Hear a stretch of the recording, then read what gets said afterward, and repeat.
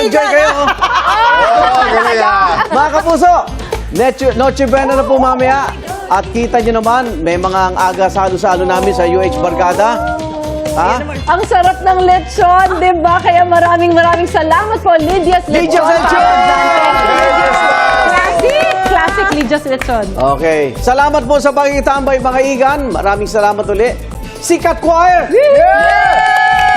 At kay... Pahinga at paglalaan ng oras sa ating mga sarili para mas ma-refresh tayo at mas handa sa mga susunod na araw, lalo na ngayong holiday season. At naman, manatili kayong updated sa mga balita sa loob at labas ng bansa. Huwag niyo pong kakalimutan na i-follow kami sa aming mga official social media accounts at Rise and Shine Pilipinas sa Facebook, YouTube at Instagram, habang at RS Pilipinas naman sa TikTok at X. Tira-tira dito. Dito lang kayo yung Mama Cha Morning Show sa naging una ka.